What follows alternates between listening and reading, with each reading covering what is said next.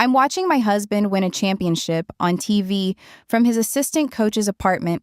I'm on Ryan's couch when my phone buzzes. Tom's name lights up the screen. "We did it! State champs! I love you!" 3 exclamation points. All caps. The kind of text Tom never sends because he's always measured, always controlled, always the coach. On the TV, I can see him on the sideline. Players lifting him onto their shoulders. Confetti falling. The scoreboard shows it. 28-24. State champions. First time in the school's 40-year history. I'm reading this while sitting in Ryan's apartment, wearing the sweater I told Tom I'd wear so he could spot me in the family section. Ryan's in the kitchen getting wine. I can hear the pop of the cork. Tom just won the biggest game of his life. While he was on that sideline, living every dream he's had since he started coaching 15 years ago, I was here, 7 miles away, making this choice. I didn't know about the ring ceremony. I learned that later. At the after party, I showed up to an hour late. When I saw the box Tom was holding, the championship ring they'd already sized for him. He'd known for weeks they were getting rings if they won. But I'm getting ahead of myself. Let me tell you how I became the woman who missed her husband's state championship. Tom and I met when I was 26, and he was 28. I was in my 3rd year teaching 2nd grade at Riverside Elementary. He'd just been hired as the defensive coordinator at Riverside High, 3 blocks away from my school. We met at a community picnic. He was helping set up tables. Coaches always volunteer for everything in small towns. It's part of the job. And I was there with other teachers. He had kind eyes and broad shoulders, and when he smiled at me, it was the first time in months I'd felt something shift in my chest. "You're Miss Morrison," he said. "I've heard about you from the high school kids. They say you were the best teacher they ever had." I was charmed. Of course I was charmed. Our first date was a Friday night in September. He picked me up at 7, took me to the Italian place downtown, and had me home by 10:30 because he had film to watch before Saturday morning's game. He apologized 3 times for the early night. "It's the job," he said. "Friday nights are, well, they're everything in this town." I kissed him on my doorstep and told him I understood. And I did understand. Then, we dated for 2 years. Good years. He was attentive when he could be, romantic in the small windows between seasons. He proposed on a Sunday in February, the one dead month in a football coach's calendar, at the same Italian restaurant where we'd had our first date. "I know I'm married to football," he said, holding my hand across the table. "But I want to be married to you too, for real. You'd be making me the luckiest man in the world." I said yes because I loved him. I said yes because he was good and steady and the kind of man who showed up. I said yes because I thought love was enough. We got married that June, right after school let out. Honeymoon in Gatlinburg, 1 week, the most time he could take before summer camp started. Then back home, back to our routines, back to football. The first few years were okay. I had my teaching, my classroom, my 2nd graders who needed me. Tom had his coaching. We had Sunday mornings and random Tuesday nights and the brief, sweet stretch between seasons when he was just my husband instead of Coach Morrison. I learned the rhythm of a coach's wife. Dinner alone on practice nights. Solo errands on Saturdays during film sessions. The understanding that August through November, I came 2nd, or 3rd, or 4th, after the team and the game plan and the booster club obligations. "Just a few more years," Tom would say, kissing my forehead on those nights when I felt the loneliness creep in. "When I make head coach, I can delegate more. It'll get easier." He made head coach in year 7 of our marriage. It did not get easier. Head coaches carry everything. Every decision, every play call, every angry parent, and every college scout, and every kid who needed more than just X's and O's. Tom carried it all, and he carried it beautifully, and I was so proud of him. But pride doesn't keep you warm at night when your husband is still at the school at 10 p.m. watching film. Pride doesn't make conversation when you're eating dinner alone for the 4th night in a row. Pride doesn't fill the space that grows between you slowly So slowly you don't notice until you're on opposite sides of a canyon. Year 10 of our marriage, Tom's team went 8-3. Good season. Made the playoffs, lost in the second round. I went to every home game, sat in the family section with the other coaches' wives, cheered at the right times. I was a good coach's wife. Everyone said so. Year 11, they went 10-2, lost in the regional finals. I watched Tom's face after that loss and saw something I'd never seen before. Devastation. Pure, complete devastation. We were so close, he said that night, lying in bed staring at the ceiling. So close to something really special. I reached for his hand. He squeezed mine, but his mind was already somewhere else. Already thinking about next year, about what needed to change, about how to get over that final hurdle. I fell asleep alone, even though he was right there beside me. Year 12, this year. Tom's team was special from the start. Returning starters, strong senior class, a quarterback with a Division II offer. By week 4, they were 4-0, and people were talking. By week 8, they were 8-0, and people were believing. This could be the year, Tom said in early October, and there was something in his voice I hadn't heard in a long time. Hope. Real, terrifying hope. The season consumed him. More film sessions, more late nights, more everything. And I was so tired. 12 years of being second, and I was just so tired. Ryan Peters joined the coaching staff in August, right before the season started. 29 years old, fresh energy, the kind of assistant every head coach wants. Tom loved him immediately. This kid's going to be a head coach someday, Tom told me after Ryan's first week. He's got the mind for it, the passion. I met Ryan the second week of practice. I'd brought dinner for Tom, something I did once a week during the season, dropping off a container of whatever I'd cooked so he'd eat something besides vending machine snacks. Tom was in the locker room with players. Ryan was in the coaching office, charting plays. "You must be Mrs. Morrison," he said, standing up, polite, respectful, younger than I'd expected. "Beth," I said. "Mrs. Morrison makes me feel old." He smiled. "Beth, Coach talks about you all the time. Says you're a saint for putting up with this life." Something about the way he said, "this life," with understanding, like he saw it too, saw what it cost, made me like him immediately. We talked for 10 minutes while I waited for Tom. Just small talk. Where he'd coached before, what brought him to Riverside, how he liked the town. Easy conversation, the kind I hadn't had in a while. Tom came out, kissed my cheek, took the dinner, thanked me, back to work. The season was everything. I saw Ryan again the next Friday. I'd brought dinner again. Tom had barely eaten all week. Stress about the upcoming game. Ryan was in the office again. "You're a lifesaver," Ryan said, gesturing at the container. "Coach barely remembers to eat during game weeks." "I know," I said. And then, because I was tired and lonely, and he was easy to talk to, 12 years of this. You'd think I'd be used to it. He looked at me then. Really looked at me. That's a long time to come second to football. No one had ever said it out loud before. No one had ever acknowledged it. "It's the job," I said, echoing what I'd told myself 1,000 times. "It's what I signed up for." "Doesn't mean it's easy," Ryan said. Tom came out before I could respond, but something had shifted. Someone had seen me, really seen me. It started innocently. That's what I told myself anyway. Ryan would be in the office when I dropped off dinner. We'd talk while Tom was with the players. Just conversation, just friendly. He asked about my teaching, remembered details from previous conversations, laughed at my stories about 7-year-olds in ways that made me feel funny and interesting instead of just tired.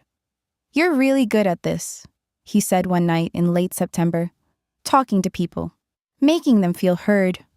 "Occupational hazard of teaching second grade," I said. "Everything is a crisis when you're 7. You learn to listen." "Coach is lucky to have you," Ryan said. The thing was, Tom hadn't told me that in months, maybe years. By October, I was timing my dinner drop-offs for when I knew Ryan would be there.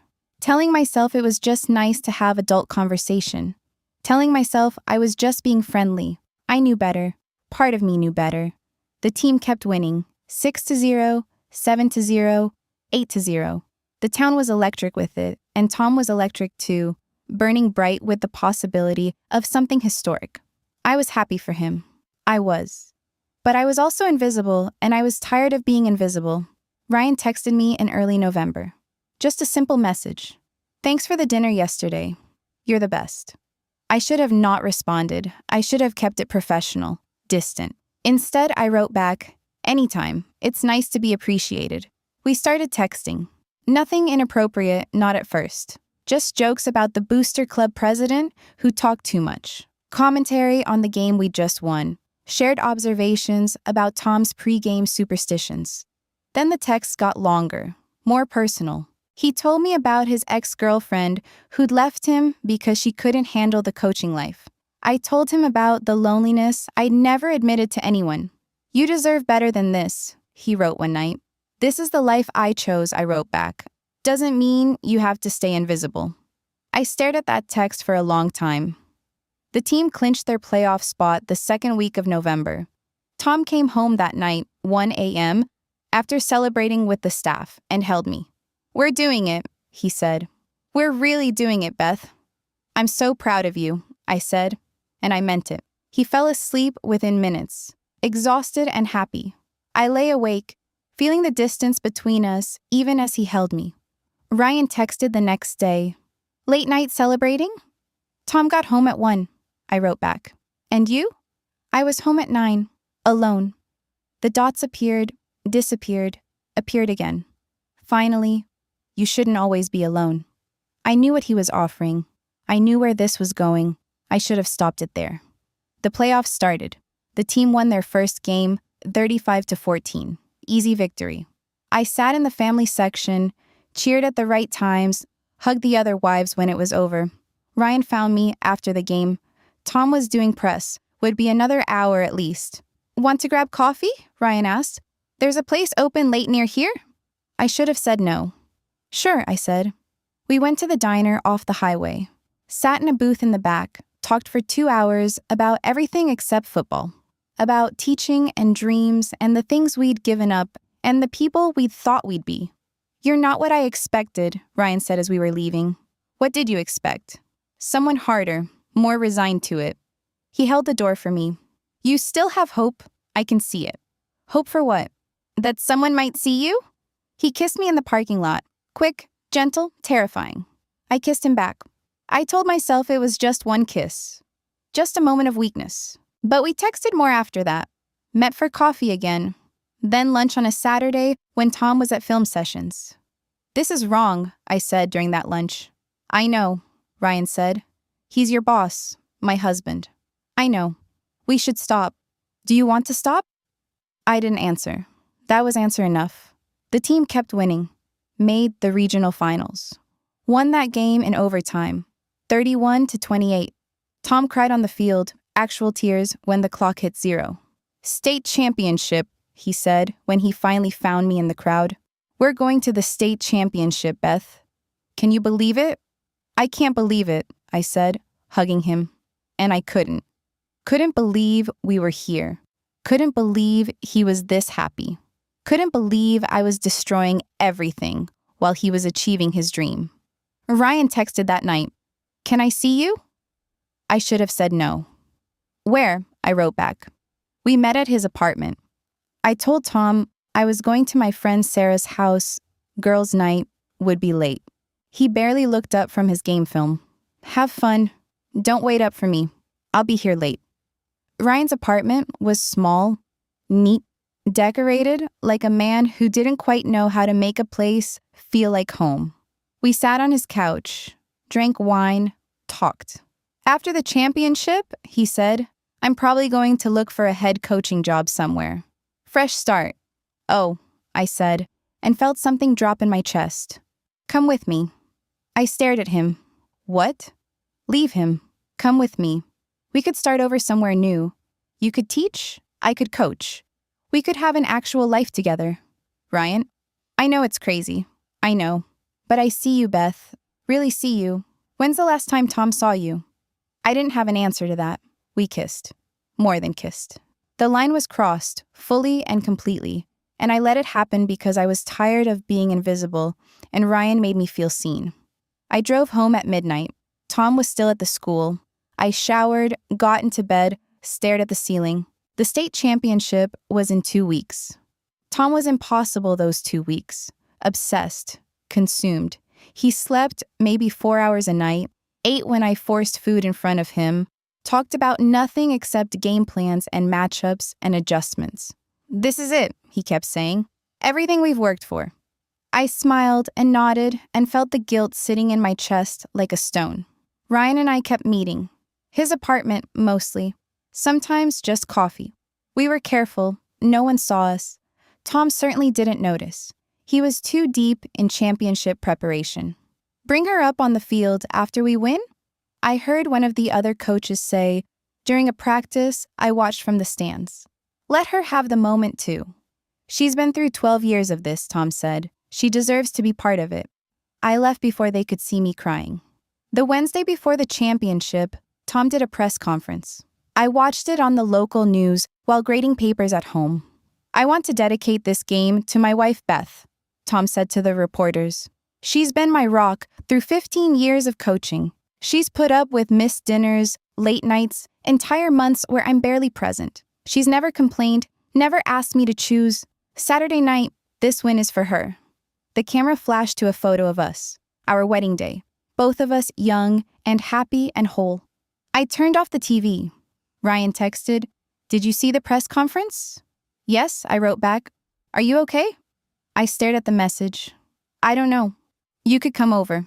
Tom's at practice till late." I should have said no. Should have used that press conference as the wake-up call it was supposed to be. "I'll be there in 20 minutes, I wrote. The night before the championship, Tom came home at a reasonable hour, 8 p.m., practically early for that week. He ordered pizza, sat with me on the couch, held my hand. "Tomorrow's the biggest day of my life," he said. "I know. I'm terrified." "You're going to be amazing," I said, and meant it. "I couldn't have done any of this without you. You know that, right?" He turned to look at me. "All those nights I was gone, all the times I chose football, you never made me feel guilty. You just love me anyway. That's everything, Beth. You're everything." I wanted to tell him the truth right then. Wanted to confess everything, burn it all down, face the consequences. Instead, I kissed him. "I love you. I love you too." He pulled me closer. "Tomorrow, after we win, I'm taking you to the after party. I want everyone to see us together. I want everyone to know that none of this would exist without you." He fell asleep on the couch, exhausted from 2 weeks of 16-hour days. I covered him with a blanket and went upstairs. Ryan texted, "Big day tomorrow." "Yes," I wrote back. "Are you going?" I stared at that question for a long time. I should have written yes. Should have shut down whatever was happening between us and shown up for my husband on the most important day of his life. Instead, I wrote, "Can I come over tomorrow night? During the game?"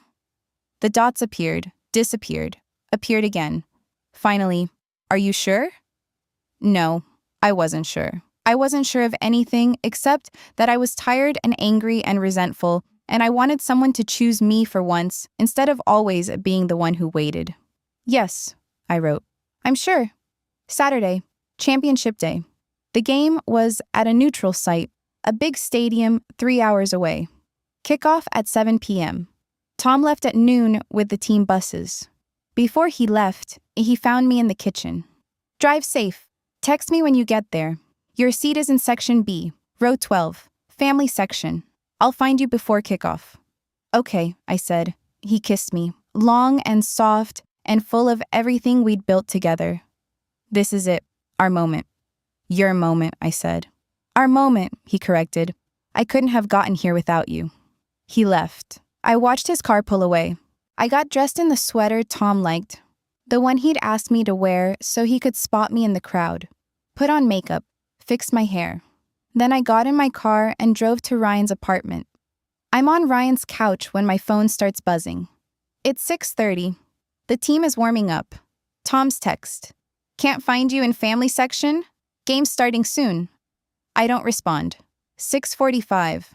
Another text. "Beth, where are you? Are you okay?" Ryan comes back from the kitchen with wine. Hands me a glass. You don't have to stay, he says. You can still go. It's only 30 minutes away if you speed.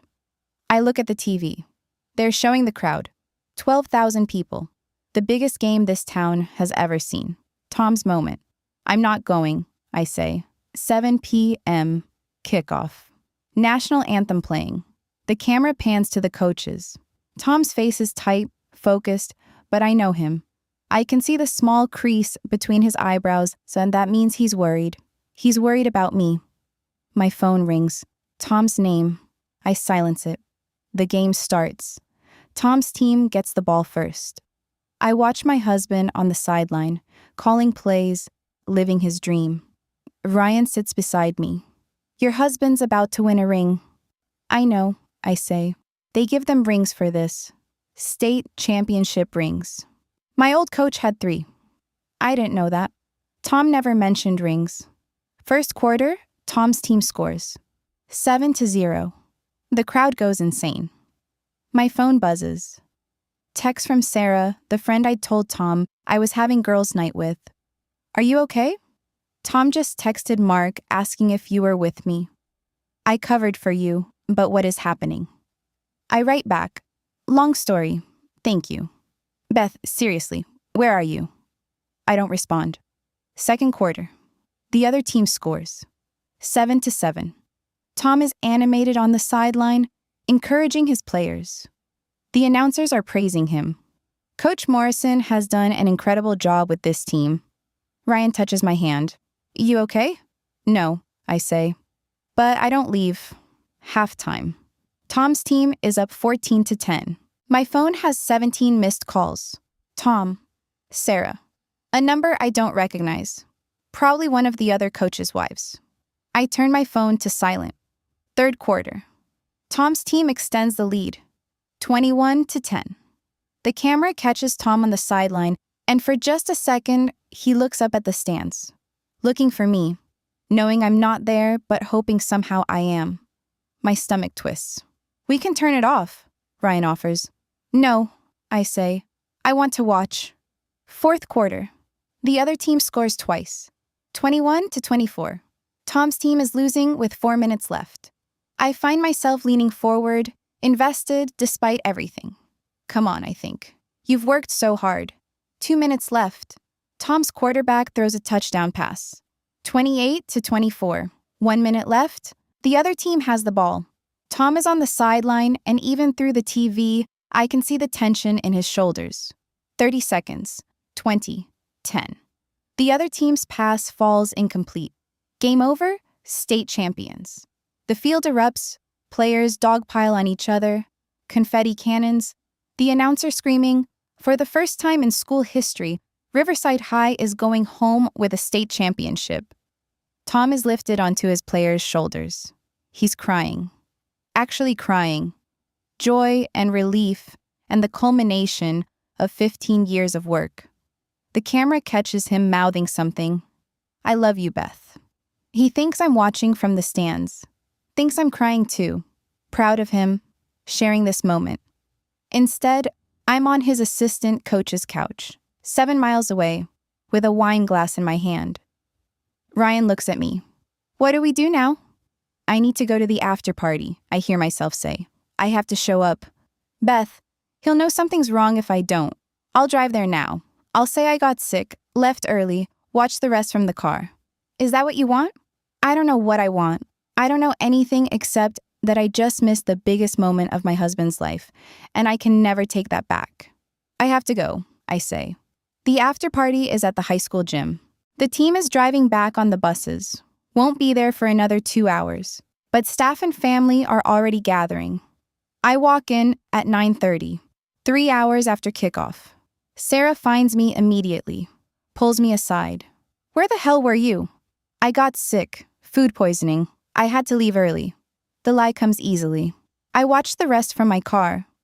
Tom called me looking for you, called Mark. We covered, said you were with us, and must have had your phone on silent. But Beth, he was panicking. On the biggest night of his life, he was worried about you. I know. Where were you really? I can't look at her. I told you, I got sick. She stares at me for a long moment, then, don't do this. Whatever you're doing, don't. The buses arrive at 10 p.m. The team floods in, still in uniform, championship trophy held high. Tom looks for me immediately, finds me, crosses the gym. Beth. He pulls me into a hug. God, I was so worried. Sarah said you got sick? Food poisoning, I say into his shoulder. I'm so sorry. I wanted to be there. You're here now. He pulls back, looking at my face. Are you okay? You look pale. I'm fine, just still feeling it a little. He accepts this. Why wouldn't he? I've never lied to him before. We did it, he says. His eyes are bright, happy, so happy. We actually did it. You did it, I say. I'm so proud of you. The Booster Club president approaches, interrupting. Wants to talk to Tom about the ring ceremony. Ring ceremony? I ask. Oh. Tom's face lights up. I forgot to tell you. If we won, they're giving us championship rings. The Booster Club raised money for it. Real rings, like college teams get. That's amazing, I say. They'll be ready in 6 weeks. Big ceremony at the school. He squeezes my hand. You'll be there, right? Front row? This is as much your win as mine. Of course, I say. Ryan walks by at that moment, makes brief eye contact with me, keeps walking. Tom doesn't notice. Too happy, too surrounded by people congratulating him. I spend the rest of the party standing next to my husband, smiling at the right times, accepting congratulations from people who think I was there. You must be so proud, everyone says. I am, I say. Tom keeps his arm around me all night, introducing me, crediting me, including me in the celebration. My wife, he says over and over, couldn't have done it without her. We leave at midnight. Tom is exhausted, running on adrenaline fumes. Best day of my life, he says in the car. Having you there, even though you had to leave early, just knowing you were watching, that meant everything. I drive. He falls asleep in the passenger seat, championship hat still on his head. I didn't watch from the stands. I wasn't there for his moment. He'll never know that, but I will. Forever. The week after the championship was strange. Tom was still floating, getting calls from reporters and college programs and former players. The whole town was celebrating. I went to work, taught my second graders, graded papers, came home to a husband who was happier than I'd seen him in years. Ryan and I didn't meet up that week, barely texted. The weight of what we'd done, what I'd done, sat between us. Finally, the following Saturday, he texted, "Can we talk?" We met at the coffee shop. Different town, 30 minutes away. Careful. I've been thinking, Ryan said, about what I said before, about leaving together. Ryan, I'm serious. I got a call from a school district in Tennessee, head coaching job. They want me to interview. He reached across the table. Come with me, leave him, start over. I can't. Why not? What's keeping you here? He's my husband. Who doesn't see you? He just won a state championship. He's happy. And you're miserable. I pulled my hand back. This was a mistake. All of it. You don't mean that, but I did. Sitting there in that coffee shop, looking at Ryan's young face and easy promises, I saw it clearly. This wasn't love. This was me running from my own choices. I'm not leaving Tom, I said. Then what are we doing? We're not doing anything. This is over. Ryan sat back. Just like that? Just like that. What about us? There is no us. There's my husband and his assistant coach. That's all we ever were. I left the coffee shop, blocked Ryan's number, told myself I could move forward, bury this, be the wife Tom deserved. I really believed that. 3 weeks after the championship, Tom came home with a box. They finished them early, he said, grinning, excited like a kid on Christmas. He opened the box. Inside was a ring, heavy, gold, beautiful. State champions engraved on one side, his name on the other, the school logo in the center with a single diamond. It's beautiful, I said. Look inside. He handed it to me. I tilted it to the light. Inside the band, tiny engraving. For Beth. My rock. Something inside me cracked.